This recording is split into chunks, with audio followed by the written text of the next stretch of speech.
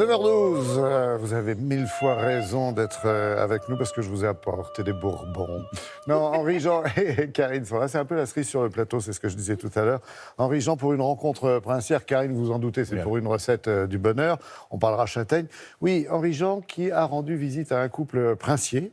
Royal. Voilà, royal. Royal ou princier ? Ah ben, royal, puisque les rois de Naples n'ont jamais abdiqué, donc il y a toujours un roi sur Naples. La famille, effectivement, des royaumes, la famille héritière du trône des royaumes de Naples et de Sicile. Et de Sicile. Qui viennent, Camilla et Charles, je crois. Voilà, le prince Charles, leurs altesses ça dit royales. quelque chose pour deux autres princes et princesses. Bref, passons. Qui viennent de célébrer leurs 20 ans de mariage. Leurs 20 ans de mariage. Alors, on a entendu un air de castre napolitain, parce qu'on va partir à Naples. Alors, il y a effectivement eu une famille royale de Naples et des deux Siciles. Pourquoi, sans faire d'histoire et pour aller vite, il y a 200 ans, l'Italie était divisée en deux. Il y avait Naples et la Sicile, on appelait ça le royaume de Sicile, ça s'appelle le royaume de Sicile.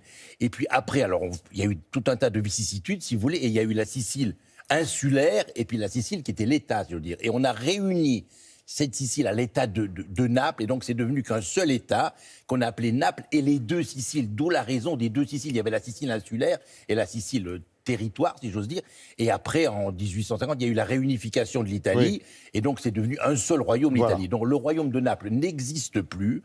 On en connaissait en France surtout deux princesses, qui c'est la princesse Béatrice et la princesse Anne, Altesse royale, qui sont les sœurs aînées du prince Charles, qui est l'héritier et le chef de la famille royale. Celui qu'on va voir. Alors, celui que nous allons voir, nous avons rendu visite. Ils ont plusieurs résidences à travers le monde, mais ils ont une résidence parisienne magnifique. Vous verrez, on démarre sur leur terrasse. J'imagine.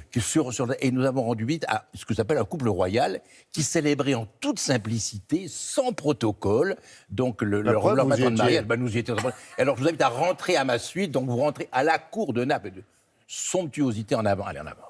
Altesse royale, nous arrivons.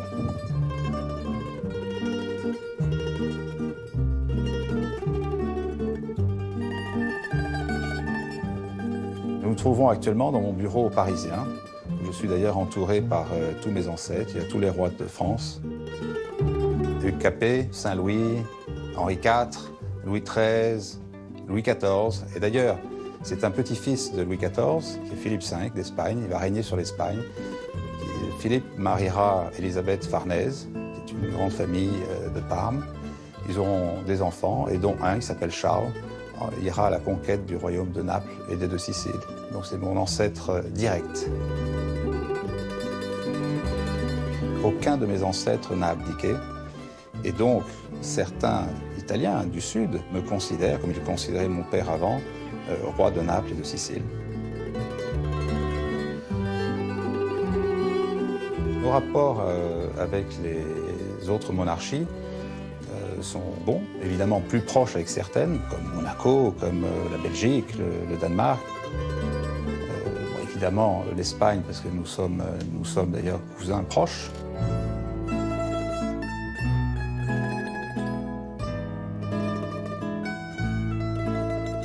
De dire bonsoir ma tante à la reine d'Espagne, ça m'a beaucoup impressionné. Au début, j'ai trouvé ça amusant, mais surtout assez impressionnant. J'étais assez timide au début, parce que les familles royales, quand tu entres dedans, c'est pas tout à fait facile tout de suite. C'était presque un coup de foudre, mais bien organisé, parce que c'était le prince Albert de Monaco qui a eu cette idée de faire le cupido dans notre cas, et il nous a vraiment présenté, nous a mis assis, bien l'un à côté de l'autre, et je crois qu'il était très convaincu qu'il y aurait quelque chose qui aurait pu nous faire tomber amoureux, parce qu'on avait quand même beaucoup de points en commun. C'est vrai que beaucoup de gens me disent « mais tu aurais pu être reine de Naples ». Alors vivre à Caserte, dans le magnifique palais de Caserte, on m'a toujours dit « est-ce que ça te plairait ?» Je dois dire la vérité, oui. Après, comment on ferait à pouvoir gérer les 500, 600 chambres, pièces, etc. qu'il y a, ça c'est notre problème. Beaucoup de choses dans cette maison sont effectivement des souvenirs du royaume de Naples. C'est normal parce que ça nous fait sentir quelque part qu'on est encore dans ce passé, mais qui est présent aussi. Ce destin d'entrer dans cette magnifique famille, je l'ai vécu vraiment comme une grande joie, parce que quand on se marie, on marie bien sûr l'homme qu'on aime, la famille souvent de l'homme ou de la femme qu'on a marié, mais dans mon cas précis, on marie aussi toute une histoire, un pays, un peuple. Et j'ai pris ça très à cœur. Ça veut dire que j'ai voulu prendre ce rôle à me mettre vraiment engagée dans plusieurs œuvres humanitaires, beaucoup de visites dans le sud de l'Italie, où je suis parfois émue aux larmes tellement je sens la ferveur que la population ils ont à notre égard. Le sud de l'Italie est rempli de gens chaleureux, de gens pleins de vie, pleins de fantaisie, pleins d'amour. C'est il calore umano, on dit ça en italien. C'était vraiment notre envie de fêter nos 20 ans de mariage, pas pour faire une fête en famille avec des amis, mais pour être parmi les Napolitains. Oui. En quelque sorte, c'était une façon de leur rendre notre affection. Alors, on a compris que donc il y a les Bourbons français, voilà, tout ça. Oui. Puis il y a les Bourbons Sicile, les Bourbons Aragon, et puis les Bourbons Parme. Espagnol. Ce Bien sont des sûr. branches un peu collatérales, si j'ose Ceux du dire. Berry, les Linières. Voilà, alors j'ai eu droit à une photo dédicacée magnifique que m'ont Ouais. fait leurs Oh. Altesses royales. Donc, Bravo, que, Isabelle, que pour je vais l'image. accrocher chez moi. Voilà. Pas facile. Et puis, il n'y a pas beaucoup de livres, sur la famille royale de Bourbon et de Sicile. Le prince et la princesse aimeraient qu'il y en eût un. Donc, il y a un livre sur les chevaleries, mais peut-être se prépare quelque chose de magnifique qui raconterait. C'est une légende, c'est une Mais vous histoire. nous préviendrez, C'est l'histoire de Henri Jean. l'Europe, mon cher. Oui, vous raconterez ça. après ce rendez-vous royal.